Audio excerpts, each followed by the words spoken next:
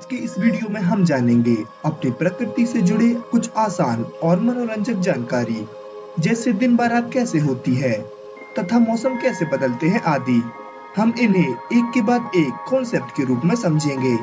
सबसे पहले जानते हैं ऑर्बिट या कक्षा के बारे में। ऑर्बिट या कक्षा ग्रह या उपग्रह का परिक्रमा पथ यानी वह घेरा जिसके अंदर कोई ऑब्जेक्ट किसी दूसरे ऑब्जेक्ट का चक्कर लगाता है, जैसे चंद्रमा जो कि एक ऑब्जेक्ट है और पृथ्वी जो कि दूसरा ऑब्जेक्ट है। यहाँ पहला ऑब्जेक्ट चंद्रमा दूसरे ऑब्जेक्ट पृथ्वी का चक्कर लगाता है। चंद्रमा जिस रास्ते पर पृथ्वी का चक्कर लगाता है उसी रास्ते को हम कक्षा कहते हैं। आसानी से समझने के लिए हम इसे एक घेरा बनाकर दर्शाते हैं। और पृथ्वी व चंद्रमा की तरह ही बाकी के आकाशीय पिंड भी अपनी अपनी कक्षा में चक्कर लगाते हैं।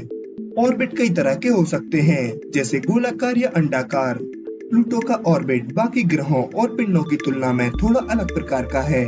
यह बाकियों की तरह एक प्लेन में नहीं है और यह सूर्य के चारों ओर बराबर गोला नहीं बनाता, यानी यह अपने एक चक्कर के दौरान कभी सूर्य के पास होता है तो कभी सूर्य के दूर। साथ ही इसकी कक्षा नेपच्यून की कक्षा को क्रॉस करती है, पर घबराइए नहीं, इन दोनों की टकराने की कोई संभावना नहीं है।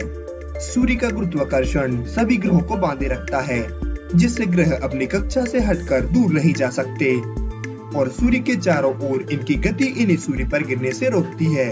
सूर्य से जो पिंड जितना दूर होगा उस पर सूर्य के गुरुत्वाकर्षण का असर उतना ही कम होगा, क्योंकि गुरुत्वाकर्षण का असर दूरी के साथ कम होते जाता है।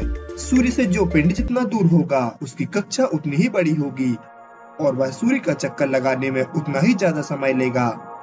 इसीलिए अलग अलग पिंड सूर्य का चक्कर लगाने के लिए अलग अलग समय लेते हैं। जैसे बुध ग्रह सूर्य का चक्कर लगाने में 88 दिन का समय लेता है, शुक्र 224 दिन, पृथ्वी 365 दिन, मंगल 687 दिन, बृहस्पति लगभग 12 साल, शनि ग्रह 29.5 साल, यूरेनस 84 साल, नेपच्यून 164 साल और प्लूटो 247 साल।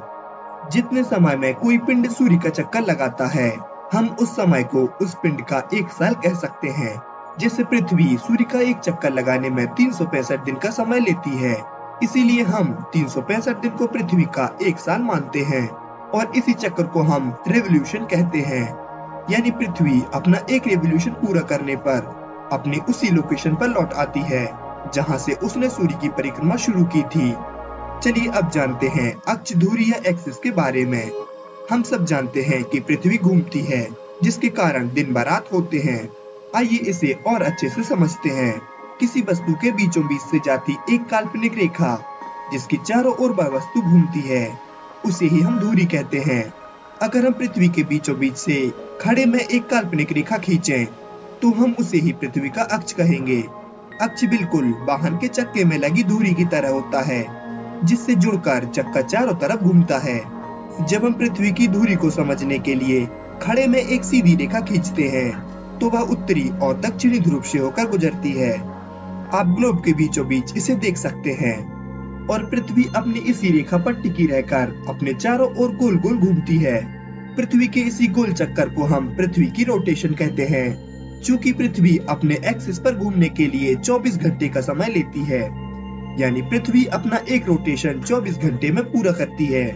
वहीं बाकी अन्य ग्रहों का रोटेशन टाइम इस प्रकार है: बुध 1408 घंटे, शुक्र 5832 घंटे, पृथ्वी 24 घंटे, मंगल 25 घंटे, बृहस्पति 10 घंटे, शनि 11 घंटे, यूरेनस 17 घंटे, नेपच्यून 16 घंटे, यानी सबसे लंबा दिन 5832 घंटे का शुक्र ग्रह पर होता है।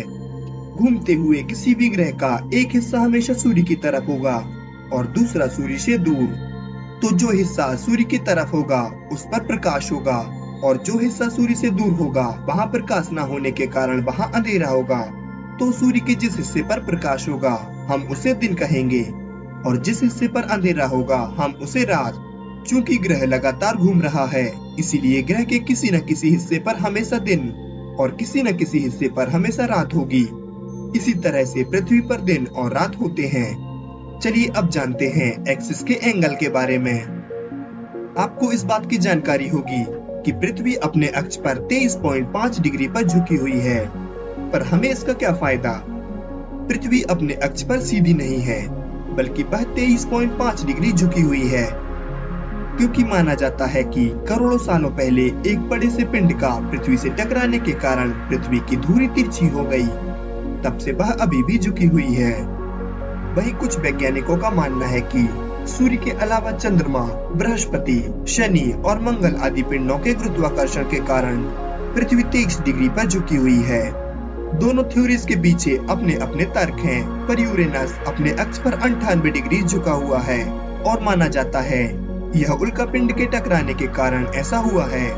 इसीलिए पृथ्वी के मामले में भी पिंड से टकराने वाली थ्योरी ज्यादा सही लगती है। पृथ्वी के इस झुकाव को आप ग्लोब में देख सकते हैं, क्योंकि ग्लोब को भी 23 डिग्री झुकाकर बनाया जाता है। पृथ्वी का 23 डिग्री पर झुके होना हमारे लिए वरदान की तरह है, क्योंकि पृथ्वी के झुके होने के कारण ही मौसम बदलते हैं। आइए जानते हैं कैसे। मौसम को समझने के लिए हमें पृथ्वी की रेखाओं के बारे में जानना जरूरी है, जिन्हें हम इंग्लिश में ट्रॉपिक्स कहते हैं।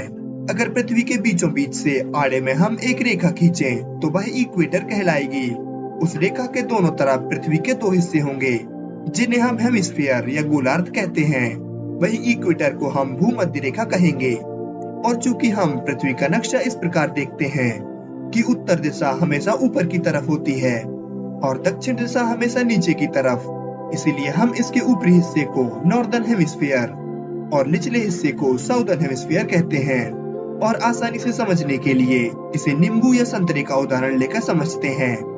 अगर हम पृथ्वी को किसी नींबू या संतरे की तरह बीच से 2 बराबर हिस्सों में काटें, तो जो पृथ्वी का ऊपरी हिस्सा होगा उसे नॉर्दर्न हेमिस्फीयर या उत्तरी गोलार्ध कहेंगे, और जो नीचे का हिस्सा होगा हम उसे साउदर्न हेमिस्फीयर या दक्षिणी गोलार्ध कहेंगे, तथा जिस रेखा पर से काटेंगे हम उसे इक्वेटर या भूमध्य रेखा कहेंगे। इसके अलावा मौसम और जियोग्राफी को अच्छे से समझने के लिए आप बाकी रेखाओं का अध्ययन भी कर सकते हैं। आप ग्लोब या नक्शे में इन रेखाओं को देख सकते हैं। चलिए अब जानते हैं मौसम के पीछे के विज्ञान को। जैसा कि हम जान चुके हैं, पृथ्वी अपने ऑर्बिट में सूर्य का चक्कर लगाती है। इस एक रिवॉल्यूशन को पूरा करने में पृथ्वी 365 दिन का समय लेती है। और चूंकि पृथ्वी अपने अक्ष पर 23 डिग्री झुकी हुई है, इसलिए साल के अलग अलग समय पर एक हेमिस्फीयर हमेशा सूर्य की तरफ झुका होगा और सूर्य के पास होगा, वहीं दूसरा हेमिस्फीयर सूर्य से दूर होगा। तो जो हिस्सा सूर्य की तरफ झुका होगा वहाँ ज्यादा सनलाइट और गर्मी होगी, जिसके कारण उस हेमिस्फीयर में गर्मी का मौसम होगा और उसी समय उसके दूसरे हेमिस्फीयर में ठंड का सीजन होगा, क्योंकि दूसरा हेमिस्फीयर कई दिनों तक सूर्य से विपरीत दिशा में होगा। तो जब नॉर्दर्न हेमिस्फीयर सूर्य की तरफ झुका होगा तो वहाँ गर्मी का मौसम होगा और साउदर्न हेमिस्फीयर में ठंड का। वही साल के दूसरे समय में जब साउदर्न हेमिस्फीयर सूर्य की तरफ होगा तब वहाँ गर्मी का सीजन होगा और नॉर्दर्न हेमिस्फीयर में ठंड का। बसंत, वर्षा और पतझड़ भी इसी तरह आते हैं। और सीजन के इसी कमाल के चलते मई जून में जब हमारे यहाँ हीट वेव्स आती है, तब ऑस्ट्रेलिया में शीतलहर चलती है, क्योंकि ऑस्ट्रेलिया दक्षिणी गोलार्ध में है और भारत उत्तरी में। अब आप समझ सकते हैं कि दिन रात गर्मी सर्दी आदि क्यों होती हैं। अगर जानकारी आपको अच्छी लगी हो तो वीडियो को लाइक करें और ऐसी ही जानकारी के लिए चैनल को सब्सक्राइब करें।